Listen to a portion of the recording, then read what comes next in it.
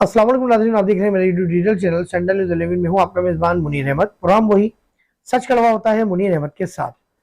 नाज़रीन, व्लॉग बनाना बड़ा ज़रूरी था क्योंकि इस वक्त लाइट नहीं है, लेकिन मेरी मजबूरी है कि कुछ टाइम नहीं मिल पा रहा, क्योंकि वरना रात में मैं अक्सर अपना व्लॉग तैयार करता था। फिलहाल नए देखने वालों से दरख्वास्त, मेरे चैनल को सब्सक्राइब करें, लाइक करें, वीडियो पसंद हो तो दोस्तों के सोशल मीडिया लिंक पर ज़रूर शेयर करें। पुराने देखने वालों से भी दरख्वास्त कि वीडियो को शेयर किया करें दोस्तों के सोशल मीडिया लिंक पर, और कमेंट्स भी किया करें। कमेंट्स का जवाब देता हूँ, बुरे कमेंट्स का जवाब बिल्कुल नहीं दूंगा। तो हम का आगाज करते हैं। बानी एमकेएम ने 2 रोज कबल तमाम साथियों को अपनी वफादारी का जो हल्फ था उससे आज़ाद कर दिया। कुछ यूट्यूबर्स ने हमेशा की तरह इस बार भी बानी एमकेएम के नाम को पेश कराया, उनके इस बयान को गलत रंग देकर और गलत वे में लेकर अपने अपने चैनलों पर नशर किया, अपलोड किया। मैंने हमेशा सच कड़वा प्रोग्राम वही करता हूँ जो हकीकत खबर की कुछ और होती है तो मैं उस पर तबसरा करता हूँ। मैं बानी एमकेएम के हवाले से शुरू से कह रहा हूँ कि बानी एमकेएम की इस वक्त पाकिस्तान में कोई सियासी गुंजाइश नहीं है। जब कोरंगी में पहला मुजाहरा हुआ था मैं उस वक्त से कह रहा हूँ और आज भी कह रहा हूँ। उसकी वजह यह कि जो भी मामलात हैं वो मैंने पहले भी कहा था कि अल्लाह जानता है, इदारे जानते हैं या बानी एमकेएम जानते हैं। लेकिन पहले भी मैंने कहा था और आज फिर कह रहा हूं कि कई लोगों ने पाकिस्तान के खिलाफ बातें की, माजी में भी की, आज वो असेंबलियों के अंदर बैठे हुए हैं। कई लोगों ने पाकिस्तान तोड़ने की बातें की, पाकिस्तान ना खप्पे की बातें की, लेकिन वो आज भी आज़ाद घूम रहे हैं। पिछले दिनों भी एक लिसानी सियासी तंजीम ने, कौम परस्त तंजीम ने हलफ बर्दारी की और उसमें पाकिस्तान ना खप्पे और सिंधु देश का नाम लेकर हलफ उठाया। वो इदारों की पहुंच से शायद दूर है या इदारों की कोई मजबूरी होगी, कोई वजह होगी जो इदारे उन तक नहीं पहुंच पाए। जो भी मामला हैं मैं तो कहता हूं कि वो अल्लाह बेहतर जानता है या वो इदारे बेहतर जानते हैं या वो लोग बेहतर जानते हैं। हाँ, मैं अलबत्ता एक बार फिर चीफ ऑफ आर्मी स्टाफ से, मुतल्लिका तमाम इदारों से जो पाकिस्तान की सालमियत के लिए काम करते हैं, उनसे ये ज़रूर दरख्वास्त करूंगा कि बानी एमकेएम को एक बार मौका ज़रूर दें। पाकिस्तान के हक में अगर वो बात करते हैं, पाकिस्तान की सालमियत में रहते हुए, अगर पाकिस्तान के कॉन्स्टिट्यूशन में रहते हुए वो काम करते हैं तो उनको मौका ज़रूर मिलना चाहिए। क्योंकि जब दूसरों को मौका मिला तो उसमें बानी एमकेएम का भी हक है कि उनको मौका मिले। अगर अदालतों की बात की जाए तो मैं अदालतों से भी, मौजूद अदलिया से भी, मौजूद जजेस साहिबान से भी ये दरख्वास्त करता हूँ कि वो सारे सिनेरियो को देखें और फिर फैसला करें। प्रोग्राम का आगाज हम उसी बात से दोबारा कर रहे हैं कि देखें बानी एमकेएम के आसपास जो लोग हैं वो उनको क्या माइंडसेट तैयार करते हैं या बताते हैं, ये मुझे नहीं इल्म। क्योंकि एक दौर था जब पाकिस्तान के शहर कराची के दिल डिस्ट्रिक्ट सेंट्रल में सिर्फ एमकेएम थी, बाकी तमाम डिस्ट्रिक्टों में एमकेएम नहीं थी। इस बात का इकरार, मैं नाम नहीं लूंगा, 2 बड़ी अहम शख्सियात जो एमकेएम में उस वक्त शामिल हुई थी और एक पहले से आ गई थी, उन्होंने बानी एमकेएम की 1-to-1 मुलाकात में इजहार किया, पेपर वर्किंग के बताया कि आपकी एमकेएम सिर्फ इस इलाके में।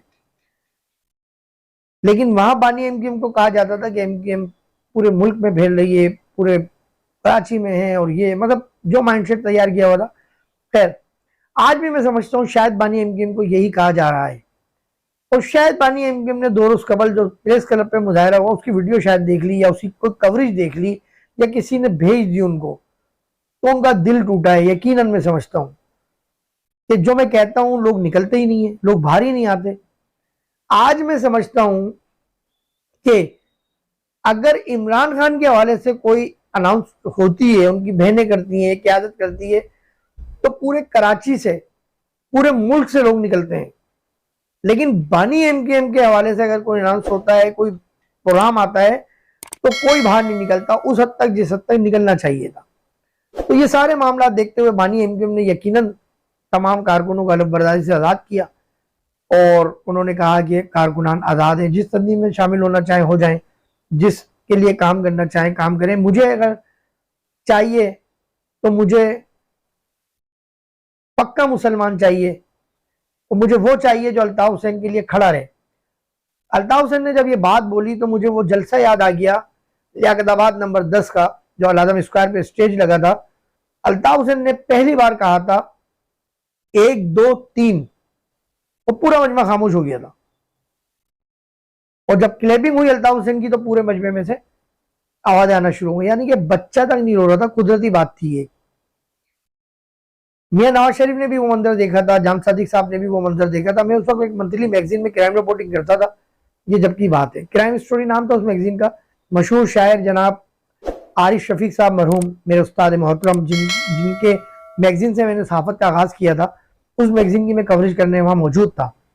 खैर, तो अल्ताफ हुसैन ने वहां एक बात बोली थी।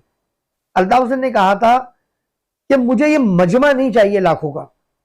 फिर अल्ताफ हुसैन ने एक मिसाल दी थी कि अगर 1 मन दूध लिया जाए और उस दूध को कंटिन्यू पकाया जाए, मुसलसल चूल्हे पे रखा जाए, तो आखिर में जो उसमें से क्रीम निकलती है, जो उसकी आखिर में क्रीम निकलती है, दूध की मलाई निकलती है, मुझे वो चाहिए। ये लाखों का मजमा, ये पूरा 40 मन दूध नहीं चाहिए, वो क्रीम चाहिए मुझे, वो मेरे साथ खड़े हो।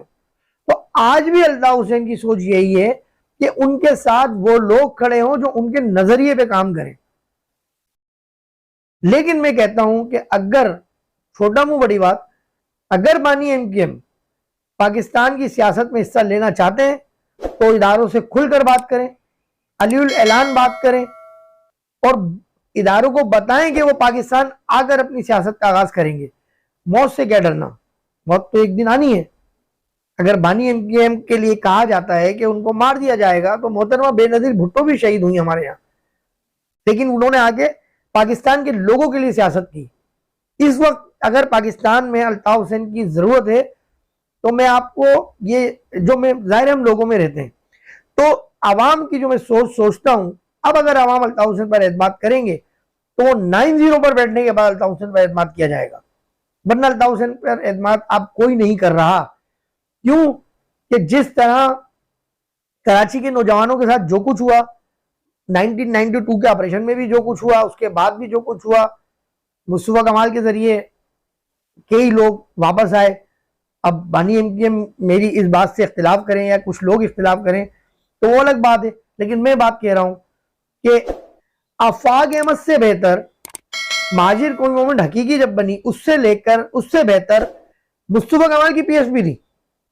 क्यों कि मुस्तफा कमाल की पीएसपी में, ठीक है उनका नाम ड्राई क्लीन रखा गया, मैं मान लेता हूं, लेकिन मेरे भाई कई माएँ अपने बच्चों से मिल गई, कई औलादें अपने बापों से मिल गई, कई जो बीवियां थी, बेवाओं की जिंदगी गुजार रही थी, वो अपने शौहरों से मिल गई। तो यार मुस्तफा कमाल ने क्या बुरा किया था? एक पीएसपी तो बनाई थी, लेकिन उसने दर्जनों लोगों को शहीद होने से बचा लिया था, दर्जनों लोगों की गुमनामी से उसने बचा लिया था।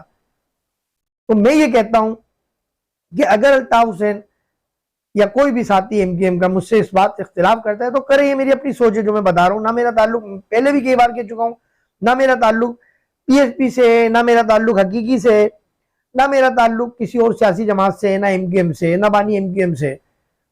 लेकिन जो हकीकत है मैं वो बता रहा हूं। इस वक्त जो सियासत चल रही है, लोग ये समझने, कराची के लोग तो बिल्कुल लावारिस हैं।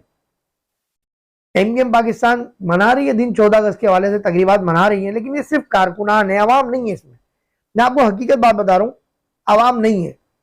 दिल बड़ा गमगीन है कौम की सूरत हाल देखते हुए। आज मेरी कौम को कहा जा रहा है कि हम तुम्हें जला देंगे।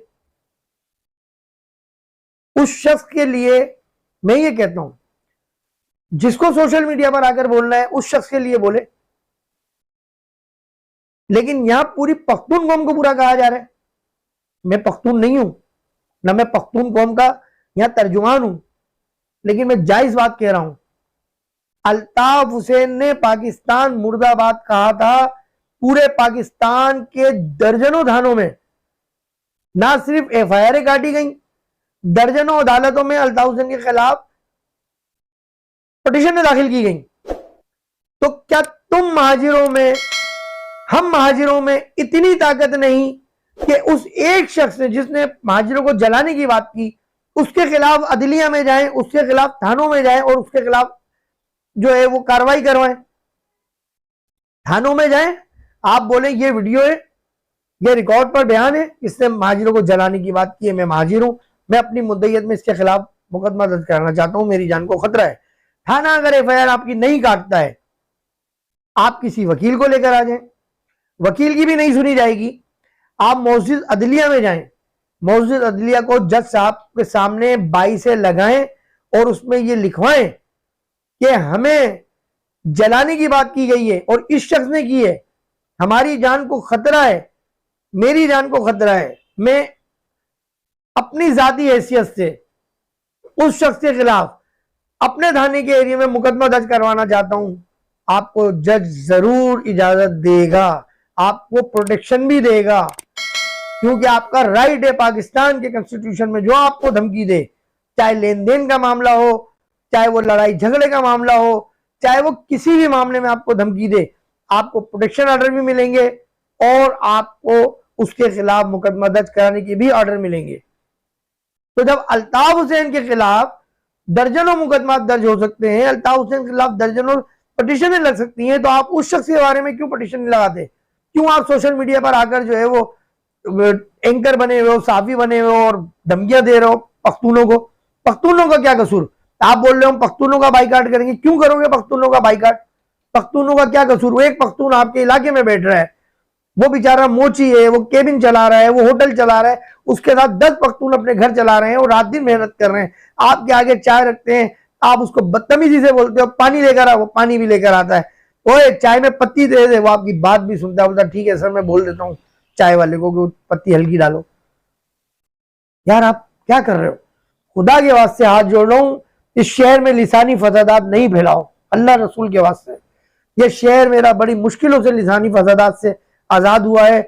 सलाम तहसीन पेश करता हूँ रेंजर्स को, पुलिस को, गुमनाम सिपाहियों को कि जिन्होंने इस शहर कराची से लिसानियत खत्म करी, उसके बाद मुस्तफा कमाल ने आके लिसानियत खत्म करी और पाकिस्तान जिंदाबाद का नारा लगा के पाकिस्तान का परचम लहराया और कहा सब इस परचम के साए तले जमे हैं, कोई महाजिर पठान सिंधी बलोची नहीं है। और मैं शोधा कब्रिस्तान को भी नहीं मानता, उसने ये कहा था कि कायगा महाजिर शोधा कब्रिस्तान, कोई महाजिर शहीद नहीं होगा, ये कहा था उसने। मेरी इस वीडियो पे बहुत से लोगों को इख्तिलाफ होगा, हो मैं जो जायज बात है वो कर रहा हूं। बानी एमकेएम को मैं फिर कह रहा हूं कि एक बार हमारे इदारों को, हमारी अदलिया को पाकिस्तान में सियासत करने का हक देना चाहिए, उनको एक गोल दायरा बना के दिया जाए कि आप इस गोल दायरे में रहते हुए काम करें।